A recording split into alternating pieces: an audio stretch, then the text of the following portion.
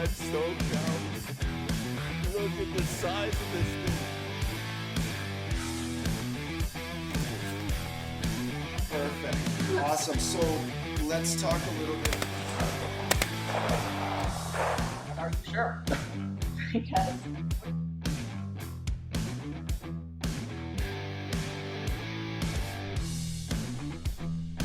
So welcome here, Tony. It's good to be here. Thanks. Super good to be here. Thanks for being on the show today. So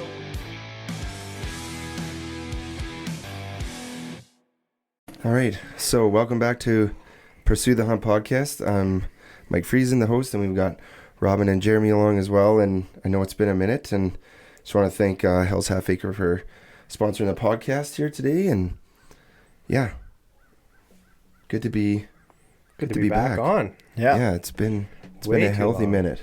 Way too long. Yeah. Spring breakup. Is that what we spring breakup from winter to summer? Yeah. Or life. Yeah. I've been blaming life a lot actually lately. Life is just like crazy busy right now. I think where we live, as soon as things start to thaw, it's like go time. It's mayhem. You have crazy. this like list of the honey-do list, and it sits there all winter, and then it builds. Yeah. Yeah. So hits -10 and you got to start doing it. well, both you and I, well, even Jeremy a bit too. I mean, we've all been kind of like building a farm. Oh yeah. So to speak. And yeah, so tell us, Robin, a little bit what you've been up to this spring then. Oh, well, we're starting an orchard. So we planted 220 trees back in May, and we got 280 more coming next year. So that took a week or so to get in the ground and ready, and now we've just been praying for rain and getting a little bit, but having to water every other week, and it's just Do you have an irrigation system in, or? I've got a quad with a trailer and a tote that I've got 63 5-gallon buckets with holes drilled in them. It was a very hard thing to do, to drill holes into brand new buckets, but we got a good deal out of Rona on some buckets. They cut us a deal, the pro staff deal at Rona. And the PTH one? The PTH deal, yeah. Just use the code there. And no code. Yeah. Disclaimer. Yeah. No, it was so that's it's just a 1-year deal, because it's going to be survival of the fish. You don't want to pamper them too much. Minimum viable product. You pamper them and then they rely on it, right? So you get them established and then let them fend for themselves. Yeah, get them hardy. That's right. Well, they got to make it through the winter to next spring too, so the roots need to go a little deeper. And that's right. It's not easy living up here, so. So how big are the trees that you got? We got 1-year-old stock and some 2-year-old stock. So they were anywhere from 30-40 centimeters to maybe 3 feet, 3.5 feet. Okay. So are you expecting crop at all this year? No, we got some flowers, but I doubt we'll get any fruit off. Yeah. Just establishing. Yep. Yeah. Okay. Another year or two for the 2-year-olds, and they'll be good. Yeah. So that's been keeping us busy, and then just yard cleanup, tearing down fences that I put in for cows, and now we got rid of cows to get trees. Now I got to tear the fence and the corral out. And hey, if you got extra fence posts, throw them my way. We'll see. Yeah, there'll probably be a bunch here after I'm all done with everything else I want to do. But yeah. Right on. So I also too, it's Flat Cat Ranch, right? Correct. Okay, so did you run over a cat? No. Funny story. Father-in-law, he was going through some things, and he had this old, I hit the thing again. He had this old decrepit lynx rug. And the thing was tattered. It wasn't well looked at. Anyway, we didn't want to disappoint him, so we took it in, and he's like, "Oh, this would look great in your place with everything else and all that." And we're like, "Okay, fine." So I put this lynx rug out, and the dog chewed a paw off of it the first Christmas and all this. And anyway, it's still sitting up on top of one of the spare beds, and And my brother-in-law, he was like, so like your bear has a name and this deer has a name and the dogs have names, kids have names. Like, what's the cat's name? And I was like, I don't know, Flat Cat. And it literally that like stuck, and then it worked out great because when we had cows, we've got a registered brand, and so my registered brand is FC for Flat Cat, and so this old farmer, he's like, what's your brand stand for, FC? And I was just like, well, effing cows. and his eyes, he's just wide eyed. He's like, how did I not think of that? And then it worked out really good for that. Now that we've switched over to doing an apple orchard, and most of our varieties are for cider, and so it'll be for effing cider now. So it'll be good. It still works. It still works. Just getting creative. That's there, right. Yeah. Yeah. And then Jeremy, you guys expanded a little bit last fall. Yep. Right? Getting some more cows. Yep. So and a couple of calves are still waiting. Still waiting on 2. Been along just about 3 months now calving. So yeah. Oh geez. Yeah, fun times. Fun times. But we have 81 out of 85 on the ground. So we'll go with that. Perfect. That's a pretty good percentage. Yeah. That's real good. Yeah, and then we've got, how many did you have to pull? I would say 6. It's decent. We calved 35 heifers. Oh, real good. So, yeah. Nice. Call her a win. yeah. Yeah. Take the over. Yeah. Chalk that up for On the win column. 1 for Jeremy. Yeah, that's right. Yeah, and then we got way too many horses. They don't make me any money. Horse poor. Oh, like, jeez. We have 3 female goats and a breeding buck. And then we have 3 mini horses. 1 had a foal, so we have 4 mini horses. And then we have 2 normal riding size horses. Yeah. And then we went from 13 to 78 chickens. Oh boy. Yep. Some of them are still to be sold. And then, every time... meat or laying? A bit of both. So my wife has like heritage breeds.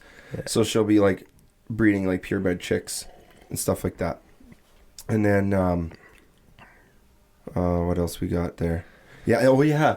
Then I get back from my Saskatchewan trip and we have turkeys now as well. Yeah. So now we have a gobbler and we have like 8 hens, but we're selling 5. Like my wife's just keeping 3 breeding hens. Yeah. For the gobbler, and then... So you're going to breed turkeys? Yeah, breeding, so... But then, you know what? We hatch them as day olds and sell them as day olds, so we don't have to, like, hang on to them and feed them and set up a pen for them. And not for them, but you do it for the breeding pair. Yeah, but they're in with the chickens. Yeah. So they're actually fine with the chickens, but it's so funny because my kids, they just shock gobble that stupid turkey, that gobbler all the time. They were like, hey, turkey! And then they think it's so funny, and it just, oh my gosh, that's hilarious. It's not funny. But then we have not had a good birthing ratio on the goat side. Well, I shouldn't say that. My daughter's goat, Nancy, she had a baby goat. Healthy baby goat. You don't name livestock. Oh, no. But I'm not my kids, though, either. So Nancy had a baby goat, which it's her goat, so she gets to sell it, and she's saving up to get either a ewe lamb or another, like, breeding doe or something, because she kind of wants to start turning it over and making something of it, which is good for her. But then one of my wife's goat had a preemie the other day. Oh, no. And didn't make it, so that kind of sucked. Yeah. And...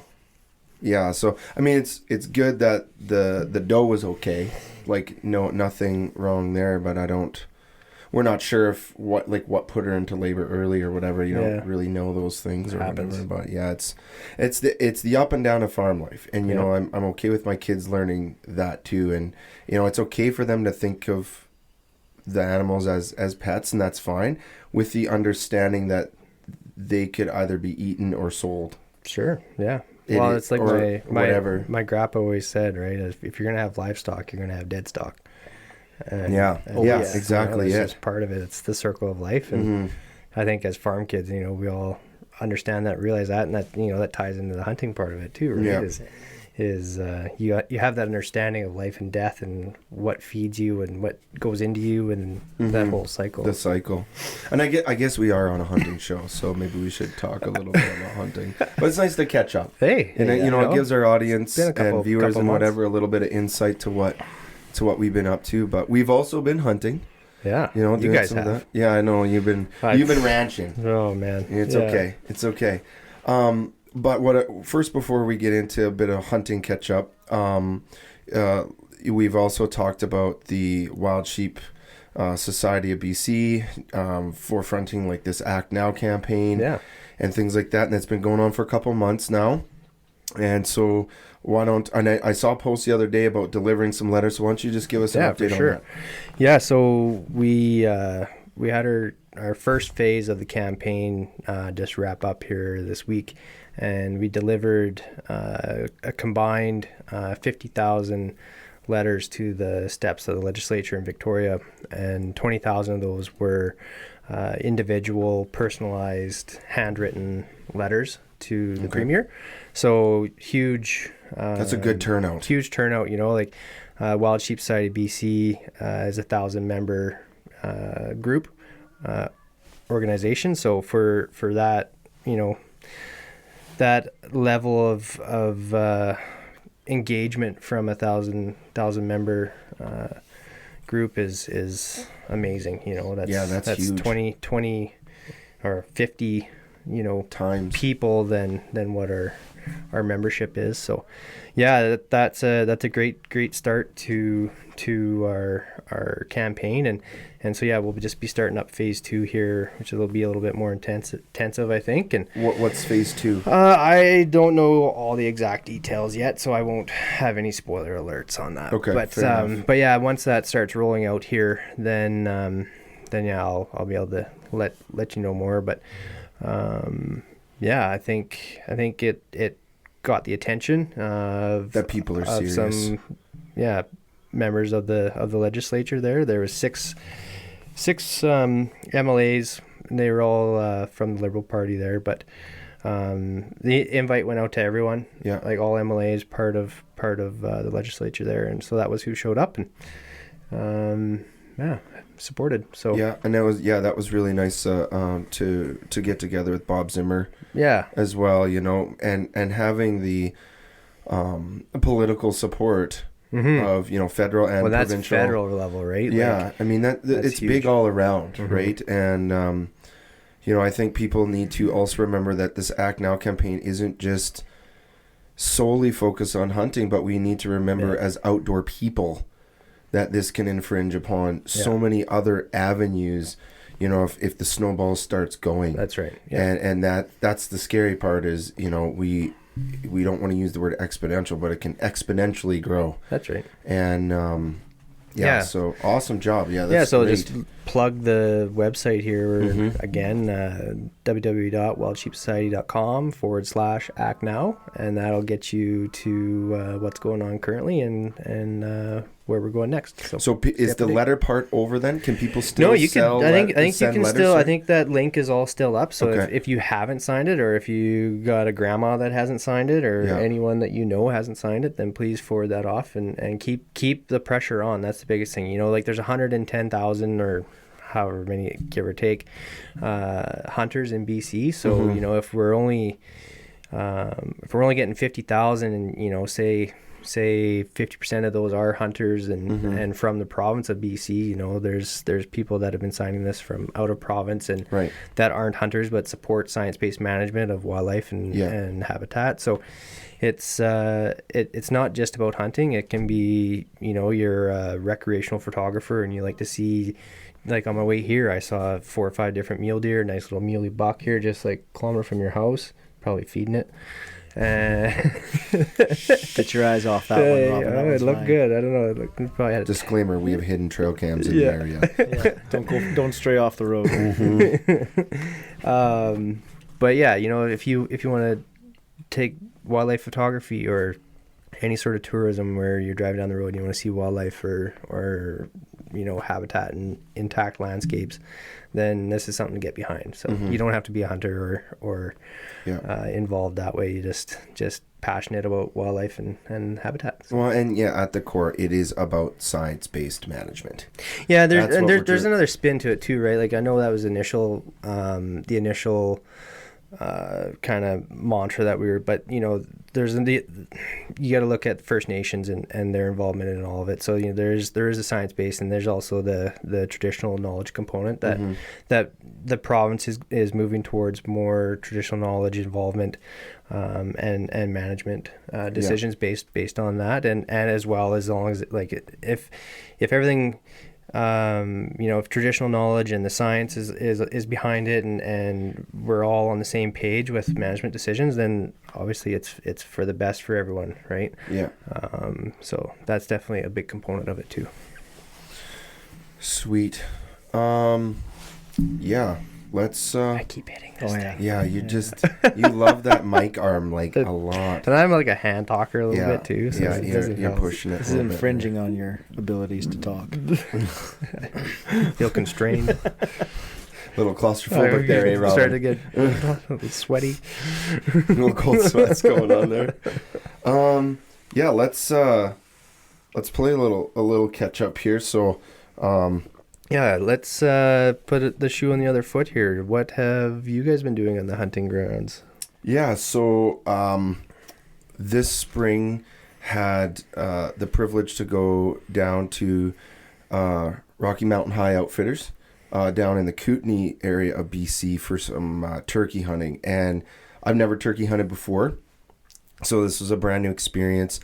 And, you know, we felt good about doing the guide and outfitter wrote, learning lots. You know, that was an expectation, was to like learn reading the birds, calling the birds, completely different habitat than I've hunted before. I can definitely tell you it's nicer hiking than up here. Yeah. Very little underbrush. Right? You get into those old Douglas fir. It was April, man, but I mean, glorious. Yeah. It's like walking in a park. Yeah. Yeah, it's pretty sweet. And like the deer trails are groomed. Yeah, it's so somebody's nice. Pretty much both sides of the trail. Pretty much. Like it also does though make it very accessible. Yeah. Like the Crown Land and stuff like that. But beautiful place. We stayed in there. He had a cabin there that me and my two brother-in-laws, Luke and Travis, we stayed there, and like world class, like really great. And so yeah, Marty worked hard for us there and stuff. And you know, I'll tell you a quick funny story is, so like not hunting turkeys, you know, having, you know, going in with no expectation other than just learning, you know, the language, so to speak, of the birds and the hunt and everything. And so we're up well before the crack of dawn, and we're in the truck heading out, and a lot of the Crown Land is fenced around, like just like low, grazing low leases. Yeah. So you know, or grazing tenures or whatever. It's nice to rely on a local to know where those boundaries are and stuff like that as well, which was really important. But so we're driving down like literally the highway, and it's pretty much 5 o'clock in the morning, pitch black, and you have to find a roost tree because they roost every night. So if you can find a roost tree and get within like 100 yards of this roost tree before they come off the roost, your chances go way up getting a bird, right? So we pull over to the side of the highway, and he's like, okay, everybody roll down your windows. So we roll down our windows, and all of a sudden just lays on the horn, right? And then and you hear this like rooster like way off in the distance. He's like, oh, there's the roost tree. So then we find a pullout, and then we go find this roost tree. I'm like, so that's pretty much the opposite of anything I would have ever thought of doing. That's the shock collar. It is. And it was just like, I don't know, I had just a really good laugh because I just was not expecting, like, he didn't prepare us at all. He was just like going with the flow kind of thing. And I was like, what is going on? He's like, yeah, you just have to shock gobble them. That's the best way to like locate them. It's like, you know, throwing out an elk locate and getting a response, like almost like an elk bugle, like a shock bugle, right? Yeah. And So anyways, I just found that hilarious because it's like 5 a.m. and we're like literally just out of the city limits, and he's just blaring his horn at 5 in the morning. I'm like looking around, waiting to get like a dirty look from somebody. But no, it was a great time, great experience. Also didn't realize how big BC was. So one way trip down to the Kootenays was like 17 hours. Oh, it's craziness. And we still have a third of the province to go above us yet. Yeah. And so a beautiful drive though. Beautiful country. Did you go down through did you go down Prince George? Did you go through Banff? Or? No, I went through Prince George because Travis lives in Kamloops. So I went down to Kamloops. That's where I picked up Luke and Travis. And then we went kind of southeast down through Revelstoke, Golden Bridge and stuff like that. Which also never done that drive. Nice, yeah. So, it was a great time. Great time to catch up with the brother-in-laws and have a good hunt and everything. So that was that. And then, so that was 8 days there and back, and then came home for better part of like a week, and then left for Saskatchewan, went east, and so my buddy Muck Simons, who was helping us out with our first season when we did our bird hunting and Saskabush. Yeah, he's from Regina, and so he has a couple of baits. In kind of like the central east part of Saskatchewan and stuff like that. And that was an awesome hunt. Got to use the archery equipment there. And then Jeremy flew into Saskatoon on my way back, hooked up with him, went straight north to just north of Prince Albert with Derek Weeb at Twin Creeks Ranch for a feral hog hunt, I guess. Yeah. And we don't try to sugarcoat it. It's high fence. Yeah. Because most of those hog operations. They're so destructive, and I couldn't. Well, the prairies, like if you look at a map, if you look at a map of like feral pigs, like how it's such a big deal in the States, like in Texas and all that, like the hog, like Canada, across the prairies, like it's rampant. Well, and they're so destructive. Like I couldn't believe how much they actually root. Yeah. And because he's got bison in there as well, hey. And so I thought like it was the bison like digging up stuff, or like initially when we pulled into the camp there, and Derek's like, no, like that's all hog. Yeah. And like you got to be careful you don't twist an ankle. Like actually, like them holes, some of them holes are 6-8 inches deep. Yeah. And just big enough to fit your foot in there. It looks like somebody went there with the cultivator. But did a terrible job of it. Yeah, it's just because it's just a mess. Like, it was just unreal. Not coordinated. No, there's a hole. There's a hole. Yeah, but without giving away too much spoilers, and you know what, it was a great hunt, and I think if people aren't, we'll call it hardcore hunters, right? Like they don't have all the gear, and they're not into the whole sheep hunting backcountry hardcore. But they wouldn't mind some like free range wild game hunting experience. I honestly think it's a great opportunity. Like the price is right. He's got a great operation there. It's all but guaranteed, right? Like high fence. Yeah.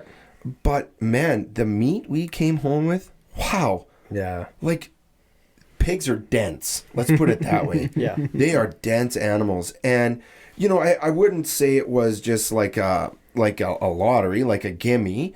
We worked for it. You still had to do the job. Yeah, you still had to get it done. Yeah. But, it was also one of those things where you don't need, the best gear and all the uppity up, maybe. But you're like, you know what? Getting some wild game would be a great opportunity. And it's also a great thing to go with a bunch of buddies. Yeah, or like it'd be like an introductory thing. Like if you want to have someone that's kind of on the fence, like, okay, well, let's go check this out. You're going to get some meat out of it, maybe. It's still an experience. You're out in the woods. I've heard, like, there used to be the one, it was just across the line here in Alberta, wasn't it? Razor Tooth or something like that near There's Fairview. one there. Yeah, Fairview. Yeah, I think it's Razor Tooth. Anyway, I had some buddies that used to go there. They went for like their stag and stuff like that, and they would sit for like 3-4 days and still not. They'd see pigs, but you couldn't. It's hard. Like, You know, but they got coulees and stuff in their Yeah. property. Yeah. And whereas like Saskatchewan's obviously a little bit more flat. Yeah. But the forest is very close to here because we hit that forest line. we're on the before we same got there. boreal, like that boreal Canadian Yeah. shield. It's all that same. Which was great, you know.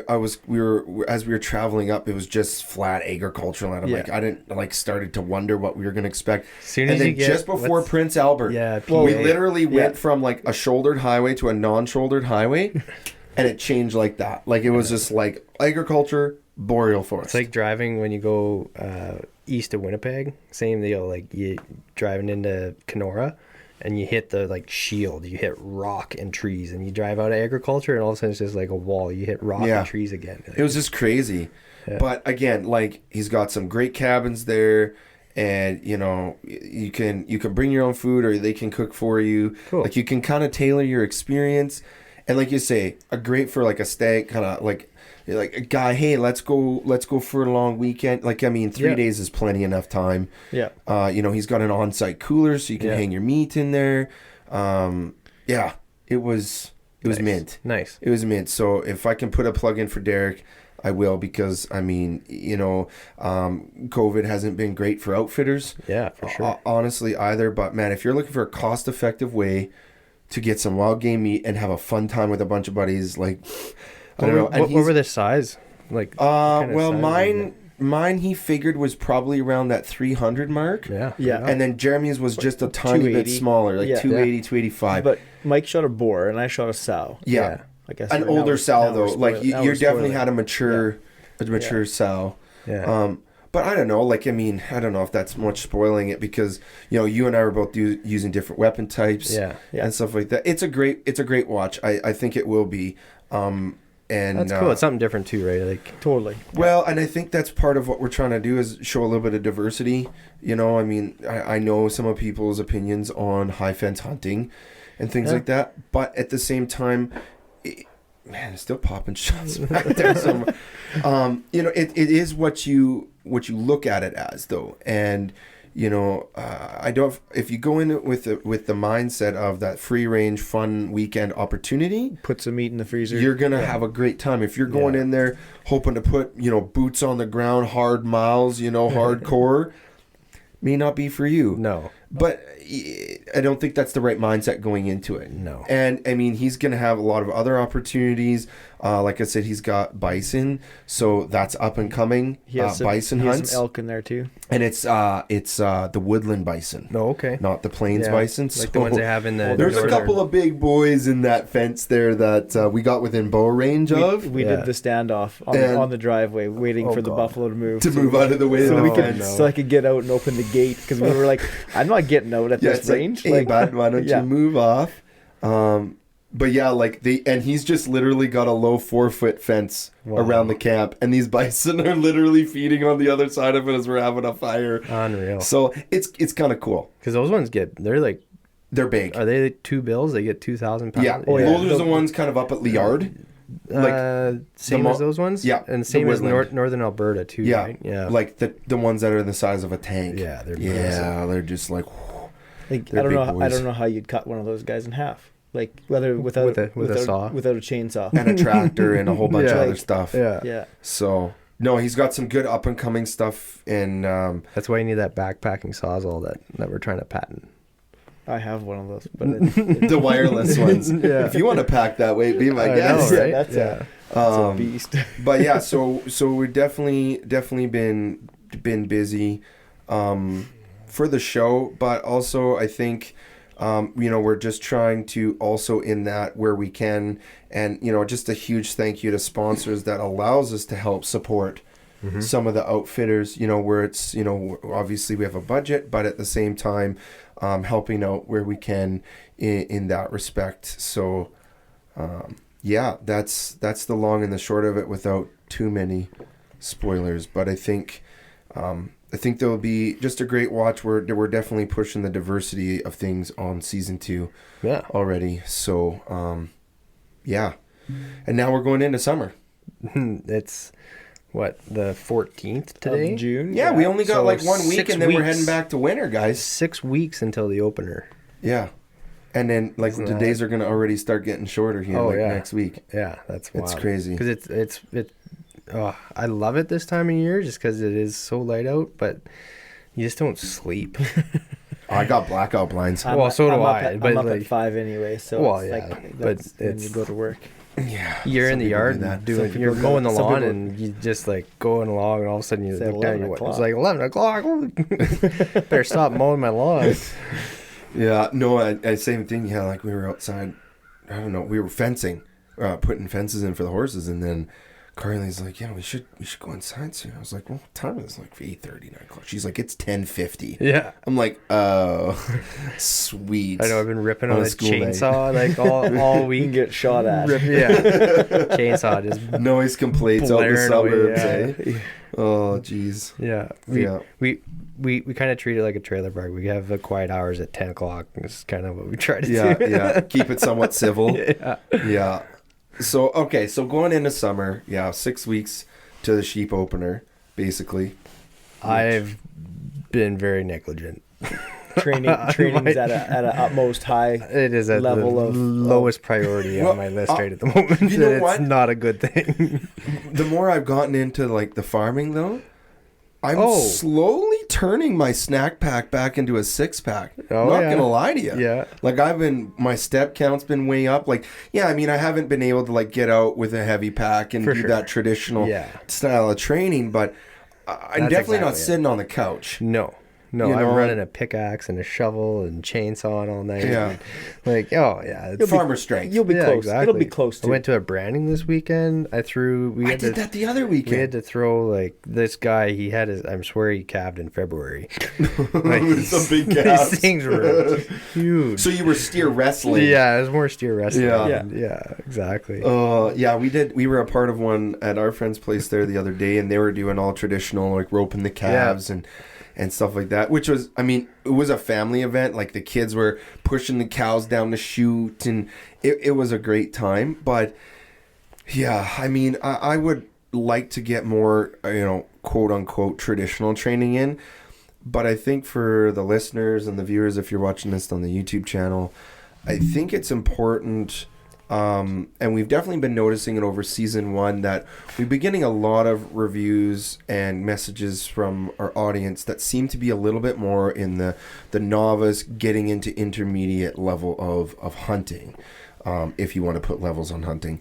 And, I think it's important to know that you don't have to, be super hardcore to get out and enjoy the wilderness as well. And if life's happening, I think sure, yeah. I could easily overwhelm myself and add more to my plate by going trying to regimen my training schedule on top of everything else I have going on, or work that into what I have going on. That's right.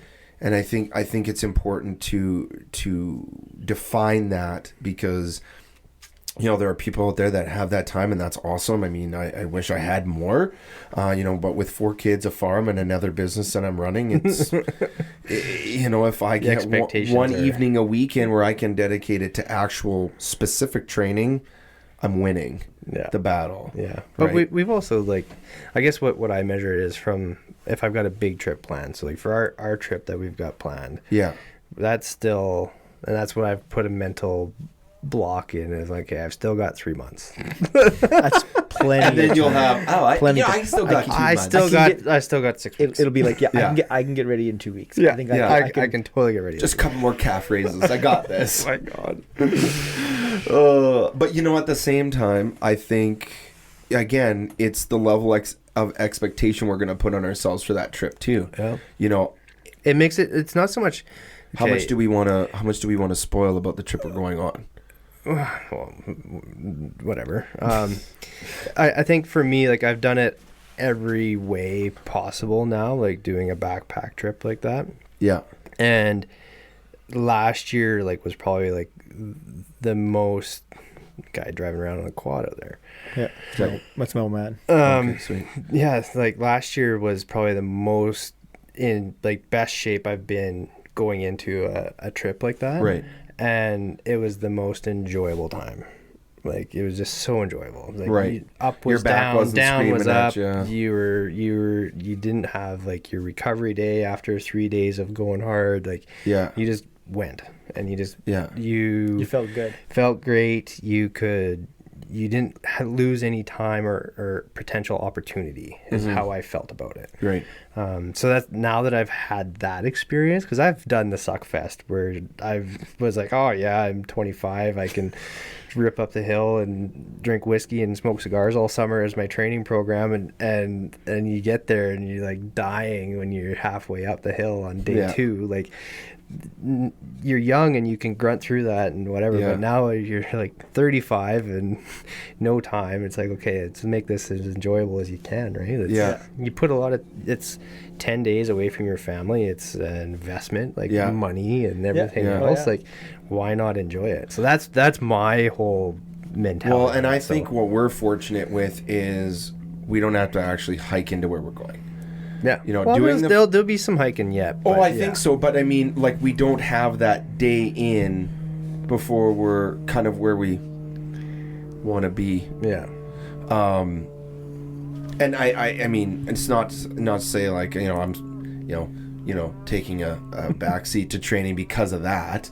But at the same time, I think, you know, it could help us make that last leg a little bit better, but not having that day. And if we both come out full and we're at the way back end, you're gonna want to have that. You're gonna want to have an extra day. You're gonna want to have that stamina under you because it's Tell the plane it's okay if he's a day late. You might need it. Yeah. But you know, I think so let's play the hypothetical game. Okay, so let's say you've got, you know, not the summer off, but you got a lot more free time. You're able to plan a training schedule. What would you guys want to tell the audience of, like, okay, like, these things helped me in the past more than these things, to maybe like help somebody, you know, focus in on more important things than you know, kind of running around not knowing what to do? You go first. I would say get into a natural environment and hike.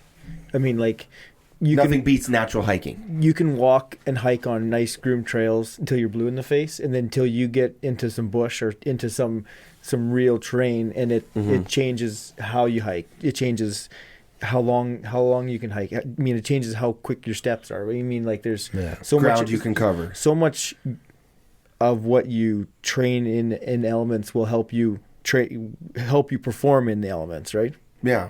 No, I agree. And I mean, you find, like, I mean, up in our forest, we're, you know, the windfall, like high stepping. Like that's one of my personal downfalls, is like getting really sore hip flexors from over height stepping. Yeah. Because you're stepping over stuff all the time. That's why, for me, I can't wait to break tree line. When we're hiking up tree, I just cannot wait to break tree line. So yeah, no, 100%. Like, you know, and that, you know, that it sounds rhetorical, right? It's like, oh, well, obviously, but you almost got to make a day of it if you're going to do it, right? You got to get your pack ready. And I mean, that's also good trip planning prep, right? Getting your pack ready, you know, getting all that stuff, and practice hiking. I know it sounds weird, but like you say, sometimes you get into thick bush, you cover 1 kilometer per hour. Oh, or if that. I've been in some nasty stuff. You've been in the Tumbler Ridge area? Yeah. Yeah, I actually backed out of a trip because we couldn't get in. Oh, yeah. It was unfortunate, but anyways, okay, go over to you, Robin. What other things would you add to what Jeremy was talking about? So for me, like, knowing what I've done before and what's worked and what hasn't, I think it all depends too. Like, I'm not, put the disclaimer, I'm not a professional trainer or anything like that, but I've had them and I've done programs and whatever. I am. Yeah. No pressure. Yeah. So anyway. I'm watching you like a hawk now. Yeah.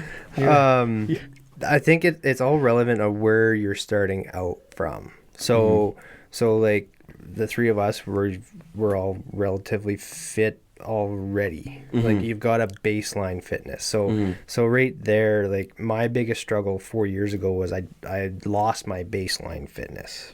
5 years ago, I think. And so that was something that I just had to get back. So like a lot of cardio, like running or just getting that oxygen back into my body, because that's the hardest thing is you're out of wind, you can't move, you don't do nothing. Building that cardiac system, that's what I really focused on to start off with, and then I introduced like the weight side of it, like doing rucks and weighted packs and a little bit of free weights. I'm not a big gym monkey at all, but like you have a set of dumbbells and you do farmer carries or whatever. And then I like to keep it really simple, because like we've been saying, we don't have time. There's no time. So you gotta have, like, I don't have the time to drive half hour into town, do my hour and a half in the gym, drive a half hour home, shower, like start my day that you're way. 2.5 hours in at that point. You don't, so I've got a wood box that I built. I do my step ups. If I've got 15 minutes of that, I'll do my weighted rucks. I'll do a little bit of free weight work just to keep upper body strength, because you just can't do all leg day every day. And yeah, if I've got the time, but this year I haven't really been doing as much running as I used, because I used to train for Emperor's Challenge all the time, which is 20K, 20K mountain run, and it was perfect timing because it was usually August, like the first week or two in August, so it worked out great for September for elk and sheep and kicking off hunting season, right? So that was always my motivator, so I always did a lot of running. And so now, with life the way it is, I don't have time to run and then do a weighted one or the other pack. So it's got to be one or the other. And it's like, well, like Jeremy said, this weighted pack is going to translate more into what I'm going to experience in the fall. 100%. And it's not a race. Like backpack hunting is not a race. Running empty. Versus which carrying and walking. I did it last year. We had to do a 500-yard sprint after some rounds. We missed them, but still, it was like, it's good to know that I can run 500 yards, get into a prone position, control my breathing, and be ready to take a shot if I need to. So, which I think, for me, and I'll just kind of add this in. I mean, I think it's important, but one of the things that we haven't talked about yet is also weapons proficiency training. That's also really important. Being familiar with your equipment, right? 100%, because, That's why I haven't bought a new rifle in years, is because I can't afford to take the time to learn another rig. Right. And, that's just the thing is, like, you and I have been shooting our, Savage 270s forever, it seems like. And, it's not the, high-tech custom whatever rifle with, Night Force optics or whatever, but we can hit what we need to when we need to. And I think, I like to use the saying a little bit, if it ain't broke, don't fix it. Not saying you shouldn't buy new rifles and stuff, absolutely. But you still have to be confident with it. And like you say, controlling the breathing and stuff like that, like weapons proficiency, like I'm hunting a little bit more now, like on percentage wise with my bow than my rifle. And I mean, bows are even, I don't know what the rifle hunters are going to say about this, but for me, I found like I need to be more on top of my bow practice than my rifle practice. Well, I There's agree just with so that. many elements. Your arrow isn't traveling nearly as fast, right? So you have more loft when you're in your actual projectile. So there's more margin for error, wind play, wind drift, all that kind of stuff. So there's more variables. 100%. You can't shoot through small brush with a bow even, because arrow deflection and all this stuff. So weapon proficiency, I will say, I'll just add that to the list that we've been talking about, is also important, because we still want to encourage making sure you're comfortable with your weapon, you're making ethical shots, and and taking that animal as quickly as possible. I'm going to flip the conversation to gear prep a little bit over the summer. What's your favorite piece of gear, and what gear would you recommend is the most important for like non-weapon related, like for hunting, that makes maybe something more comfortable? Or I'll go first. Sure. I'm gonna say boots. Well, yeah, that's I know it's a given, but I mean, I got big feet and I got high arches. So I'm pretty picky with my footwear. So if I'm going to be backpack hunting in the mountains that I can't just like get new insoles for, or something that's going to break on me, that's going to be too cheap. Yeah. You know, Do you do custom, or do you just do like super I have feet? custom orthotics. Just the way my feet I got are. customs in these ones. And, They're you know, nice. boots for me are just like traction, ankle support, and comfort. You know, waterproof is obviously a given, but I think for training wise, What do you have for boots? I have a pair of Scarpas. Actually, me and Jeremy run almost the identical systems in clothing and rifle. It's kind of weird. It's twins, eh? Yeah, we're like twinsies, hardcore. It's weird. interesting. Interesting. Wonder about you two. But I wear We're close. yeah, we're tight. Yeah, Scarpas. I've been running them for. Am I going into my 4th season with these boots? I would say at least 3, because At least 3. How old are yours? 2. Okay. Yeah, then I'm probably this will be my 4th season going into with these boots, holding up quite well. What's the name of them? The model. I'll have to look that up actually. It's one of their top line boots. Is it a leather or synthetic? No, it's leather. Yeah. Yeah, full grain leather. It was. No, never. Anyways, No. it's okay. Thanks, Robin. Oh yeah. And you know, I do keep good care of them. Like I probably recondition them twice in the season, just kind of re-waterproofing stuff like that. Because with all the underbrush, it rubs that leather a lot. So I like to recondition twice a season crazy, for sure. yeah. If I know I'm going on a backpack trip, I'll probably just recondition them before the trip anyways. Just to make sure that leather is just nice and saturated and everything with that waterproof oil and all that stuff. Yeah. So what about you? Let's see here. What's new for me this year is a pillow. I've never tried a pillow before. I've never packed a pillow. Okay. This is Are we a- talking like an air This is a inflatable? little inflatable pillow. Okay. Yeah, my hunting partner last year there, Todd, he had one, and obviously he spent some days in the mountains before, so he swears by it. And so I got a pillow this year. I'm pretty excited actually about that. I have a air inflatable pillow / seat. Yeah. I kind of just fold it over to make a pillow because I also like my butt not getting wet when I'm sitting in glassing. So I guess what was your question? Your favorite piece of gear, and then like something that you would also recommend over the summer to train with try. or try. So it's not even anything crazy, and I've had a discussion about this with another guy before because I've never met anyone else that's done it. Home Hardware, $3, little foamy garden pad. It's literally like 18 inches by 8 inches. Oh, a knee board. Oh yeah, I take it everywhere, and it's always just in my pack, and that way you're not sitting on a cold rock. If you're kneeling, skinning something out, you can shift it around, and that is the best $3 I've ever spent. Because we're not 25 anymore. Yeah, and just take it as it is. it's like it's great. I actually pulled it out of my bag. I was at work. We were on the river doing some fishery stuff, and pull it out of my bag, and the guy's like looking at me because we're on this open canopy boat, like no canopy, nothing. It's just puking rain, and it's cold and windy, and it's just aluminum. So I like pull this thing out, sit on it, and I'm like, and they're all looking at me like, you got another one of those? Like, no. So no, that thing that's worth the weight penalty, that little piece of foam for sure. And something to train, this is something that I know I've done a lot of over the years, is food. And I know you can go so many different ways with it, but everybody's different, and I know what works for me.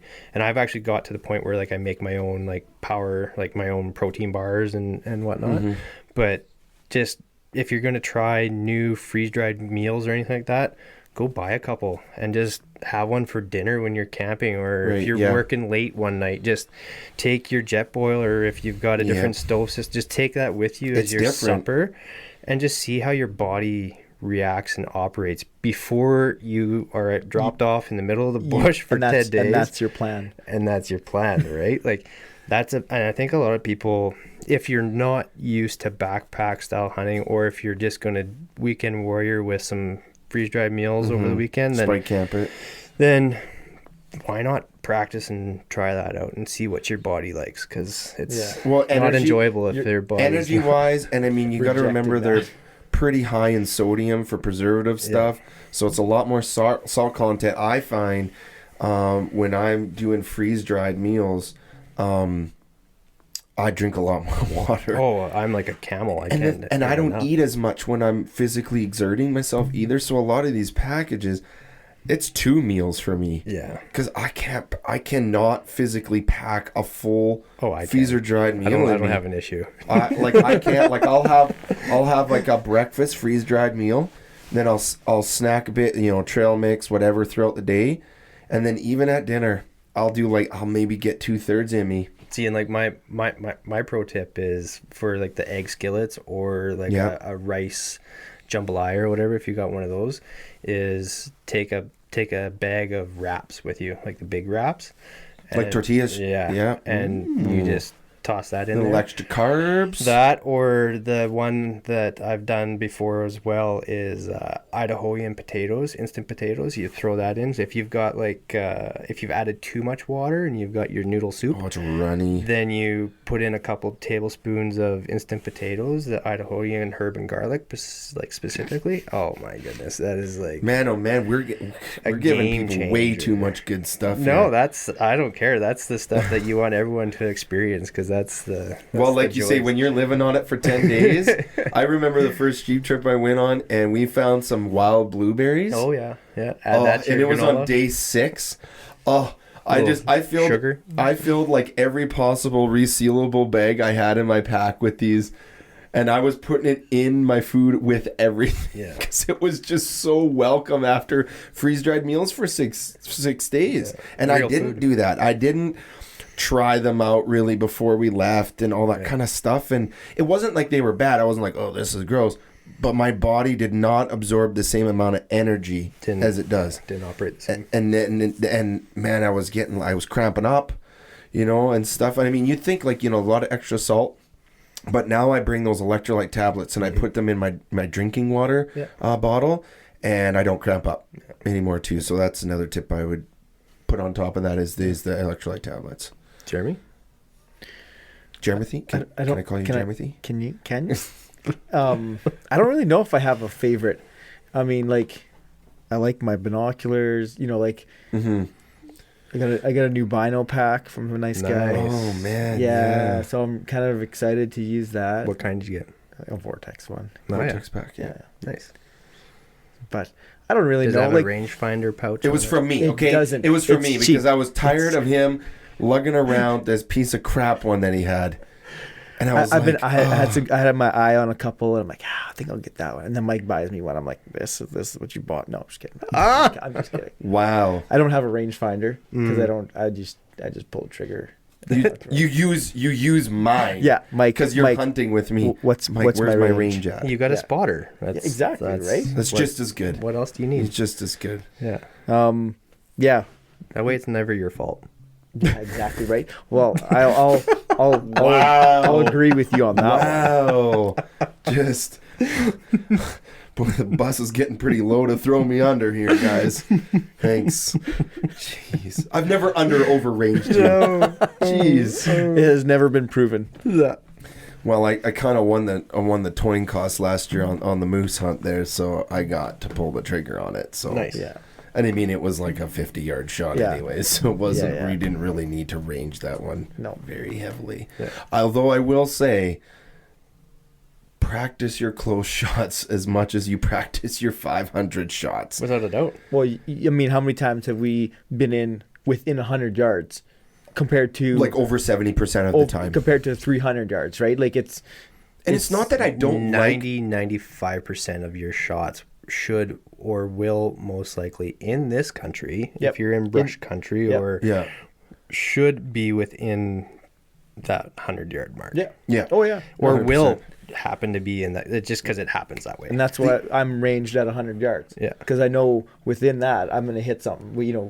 vital at that point, right? Yeah. Well, and you know, the only long range shots I've ever taken on animal is deer in an open field. Yeah. Yeah. That's it. Because it's just If I you're- got no cover. Prairies or mountain hunting specifically, then that would be where I would suggest that be comfortable with a 400 to 500 yard shot if needed. But know the lop of your bullet, because I mean a 2-inch rise at 75 yards to get out to that range or whatever. Like, Do you know MOA? Like, have you dabbled in MOA? I'm somewhat familiar with that. I mean, I just put a new Vortex scope on my rifle, so I'm getting used to that one, and it's got The same one as mine. actually the same. We run the exact same weapon system too. Unreal. It's the same ammo. So, but the thing is I can grab don't your belong gun here. and I know exactly what it's going to do. Yeah. Yeah, You'll that know is what true. mine does too, because I got a little chart on it. Tells you. Tells what But you know, Cheater like, so sheet. what I'm actually trying to get used to is using those drop hash marks, because you're dialed for 100, and then your first is 2, your second hash is 3, your third depends hash on your is 4. ballistics, but yeah. It's I've close. walked out to 300 yards now, yeah. and I hit my 8-inch piece of steel. Perfect. I can't really ask for anything better than that. No, if you can do that like consistently, with then zero, great. 2 out of 3 shots at Yeah. 300 yards. Yeah. With a little bit of wind drift and stuff in Sure. there. Yeah. So I'm extremely happy with that, because as much as I do think rangefinders are important, there are times where, like, if you can not just rangefinders, but having to dial your turrets. It's part of a system. Like, Yeah. you got to have the rangefinder to know your range, to know what hash. Yeah. So, That's what I meant to say. yeah. The interesting thing, and I don't know why it took me 25 years of shooting to understand MOA. Like, you say you're dialed in at 100, so that means one MOA is 1 inch at 100. So then one MOA is 10 inches at 1,000. And so it just goes up exponentially that way. So 2 inches at 200 is one MOA. So if you range your distance, and say you've got a something at 300 yards, you range it 300 yards, you know your ballistics to say it's 4 MOA in elevation adjustment. You just dial your turret. So each scope has a custom turret on it. It's a big secret. Don't tell anyone. But MOA system is actually a custom turret if you know how to set it up and do it. And that's Yeah. But zeroed at 100 yards is kind of what I've found to be the trick to it. The benchmark. Yeah. Sounds like we're at the gun range. Jeez. But yeah, that's what and it's like super slick, super simple. And yeah, you don't have to but you don't have to spend Guesstimating. like 1,000 or Or overclick. or like, you know what I mean? You don't have to spend thousands of dollars on a custom turret setup scope when you have your $500 scope, $300 scope, you have your $2,000 scope. All comes with MOA, or it comes with Mills, but Mills works the same way. But I've just found MOA to be simple and easy to understand. And I mean, our scopes, they have like the zero on the turret too, so you can zero stop. You can turn it, and then you can turn it back to zero without having to like count back in clicks or something like that, if that's the style you choose.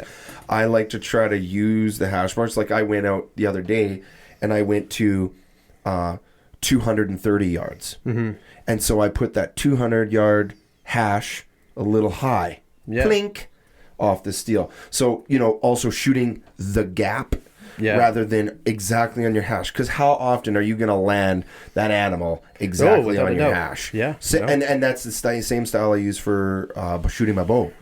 Right? Shooting with the pin on the target's easy.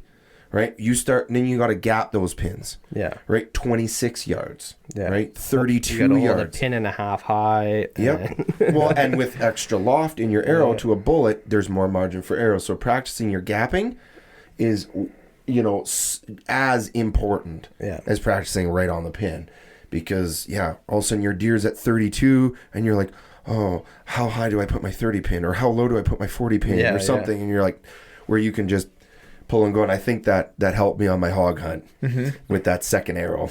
Yeah. And I'm not going to spoil that one because I want to save that one for the episode. But what's your one item that you're like you don't leave your home with? Without. It'd probably be well, a pack, a good pack. Mm-hmm. You mean you got to be able to carry stuff, and you got to be able to.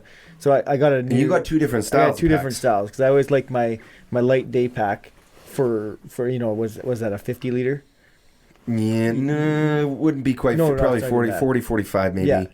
Just a day pack, and then a good frame pack. Yeah. That also combos, so you can put some weight onto it and stuff like that, right? And speaking of pack shape, by the time we had to pack that moose out, because I mean that stuff's already aired. Yeah. By the time we had to pack that moose out, we were in pretty good pack shape, and it was still. Oh yeah, it was a grunt. It was a grunt. I mean, we tried to do a whole bull moose in one trip, but I mean, whatever, small bull moose doesn't matter. But it's still a moose. It's still a moose. But yeah. So I use my big pack kind of as a day pack because it kind of compresses down a little bit and stuff like that. And it's pretty light when it's empty. So I haven't had enough of a reason to go spend money on another pack. But yeah, regardless if we're out checking trail cams or actually hunting, you're gonna need a pack. Mm-hmm. So did you throw some extra rocks in your packs when you went check trail cams, or just went? No. It was a quick and dirty trip. That's for sure. Didn't have as many promising things on the trail cams as we were hoping. I was going to ask how. But I've actually got a card I haven't even looked at. Got a couple up and coming promising moose, I think. More bears than I thought there actually would be, considering especially the amount of sign we haven't been seeing. A couple of color flays, nice in there. Some decent sized ones. Young ones. Yeah, like sound cub color phase. Nice. Which was kind of good. But yeah, I think we saw probably at least 2 or 3 different bull moose. On the cams. Cool. Which is promising. Some of them got some pretty good nubs started already, like 5-6 inches at least. So hopefully they're not going to be in betweeners. We'll see. But there was a big paddle boy in there late last fall that we got on the night cam and stuff. So I'd like to. Jeremy's first up on the moose this year, though. No, you can't. We're not doing a coin flip. Even if we're elk hunting. Well, we were elk hunting. That was the problem. We were elk hunting, and then we found the moose. It turned into a moose hunt. Yeah, which is awesome. Yeah, which you can. Yeah, but don't look a gift moose in the mouth, right? What's that? Don't look a gift moose in the mouth, right? What does that mean? Don't look a gift horse in the mouth. Just I've never heard that saying. Really? No. A horse guy. Never heard a horse say. I'm learning to be a horse guy. He's very new. Very new. I what you consider green broke. Okay. Well, we'll just leave that one for another day. Sure. But I think that's a good one. A pack is a good one, and there's nothing wrong with having 2 different styles of packs because you carrying around your Cabela's frame pack all the time is just not practical. And I don't like the problem with my frame pack. I don't like slinging a gun. You can't sling. It's a little bit more difficult to carry the gun, like for the short distance hunts. We'll call it. Yeah. Like when you're going to be in and out in an evening type of thing. Exactly. Mm-hmm. Yeah. But using your frame and putting your day pack on your frame would be usable as well. Yeah, that option. Yeah. Yeah, you can. It still doesn't make carrying the gun easier. But it's the frame itself that. Yeah. Because you could have had your day pack for that moose hunt because the frame is what we needed. No, exactly, yeah. Right, and then I bought a frame pack that I didn't end up using. Last season is, spoiler alert, lost the bison, so didn't really get to load the frame up very much. Yeah. I don't think we would have packed anything. You would have used a sled. Yeah. Well, and okay, so on the bison hunt. I'm going to talk about this just for half a second because the other day, and I know I texted you guys about that fan, we'll call him, of the show. And I thought, I want to talk about this a little bit because I think it's really encapsulates freaking Megan mosquitoes. It encapsulates really, I think, what our goal was last season. Well, I mean, for the show in general. Had this individual reach out Facebook Messenger And if you're listening to the podcast, you know who you are. And you know, he had just watched the bison episode, the final part where I shot him and then lost him. And it was really encouraging. And fun fact, you know, as well, is that, you know, we didn't get any hate on that. And I thought we did. I think that pertains to how we told the story. Well, I wouldn't yeah, there's obviously that potential that potential for it, but I think if you're truthful and you're honest about the situation and yourself, like, then there's even if you did receive hate on it, you know, that's them, not you. Like, Yeah. You did your due diligence. You did your best effort to recover the animal. You looked for several days. Like, there's no. Yeah. Yeah. Well, and that's the thing of it is that there we go. Fire. Oh, let there be heat. Oh, that's nice. Yeah. I think. Okay, so going back to the message. So this guy has a son, and they're, you know, from what I gathered, they were a little bit newer to the hunting, especially his son was. His son was just kind of getting into it, and so the dad watched it. He had his son watch it separately or whatever, and didn't tell him how it ended. Mm-hmm. Right? Because you know, it kind of built it up. We were all excited and, you know, climactic and everything, and it kind of takes the viewer on a little bit of an emotional roller coaster. And at the end of it, his son was like, "Oh man, like, I didn't realize that could happen, you know, in that sense and stuff like that." And so it was really encouraging that this viewer appreciated, you know, that we showed the raw deal. Mm-hmm. You know, and we didn't sugarcoat it, or we didn't choose not to air it because we didn't get it or whatever, but that we showed the raw deal and what actually can happen in hunting, and it's not all peaches and cream. Yeah. And a lot of it is fun. I mean, I still love the whole hunt. That's a great experience. It was awesome. Like, the amount of wildlife, like different wildlife you saw on that trip. Yeah. And yet you come away, you could go on the same trip 10 times and come away with different things that you learned. And every time you go, you and those messages are just so appreciative of, and, you know, it's just awesome to know that, you know, people are getting something out of the show other than just entertainment. Mm-hmm. That they are understanding the lessons that we've learned, and hopefully, you know, it doesn't necessarily work going to prevent people from making their own mistakes or whatever, but just bringing awareness to it. Yeah. Well, I think it ties into, too, if, say, you know, that's a prime example of, say, he wasn't just starting hunting, but he was a non-hunter, wasn't against hunting, wasn't pro hunting, just wasn't a hunter, wasn't an anti-hunter. You know, it's that messaging, and that's that messaging to that 80% that's out there that's on the fence of, like, doesn't matter either way if they are hunters or not hunters, but it's how we conduct ourselves and that messaging that we portray to the general public that doesn't understand hunting is like, oh, okay, well, look at the level. So before we had sorry about that, folks. We had a little battery issue, a little it's a good technical thing we're difficulties. Not live. Yeah, well, we sort of are, but that's why we're double recording. I think that's a good thing. So we were just kind of talking there about some messages we got via social media and stuff, and obviously we really appreciate that people are watching and interacting with the episode. Feedback. Yeah, and feedback, absolutely.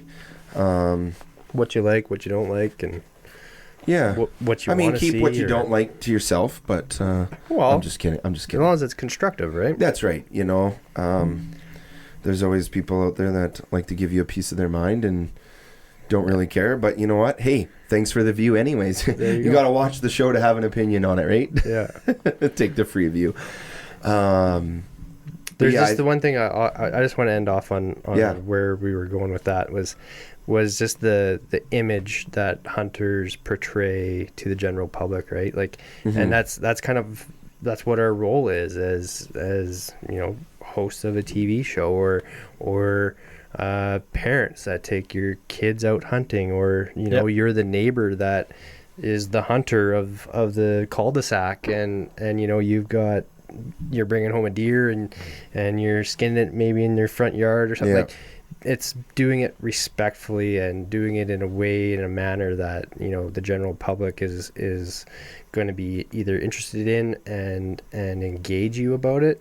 Like, you're getting the engagement about the episode with the bison where you were truthful and honest about the situation. Like, that's the image. That's what hunters are. That's who they are. And that's our core values, right? And I think I think that's an important message to get out and get across. So, good job.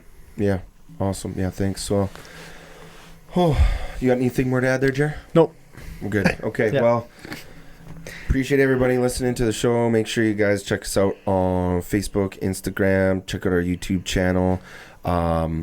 Since our last episode, we have now uploaded our entire first season onto our YouTube channel for your viewing pleasure. Nice. So check that out.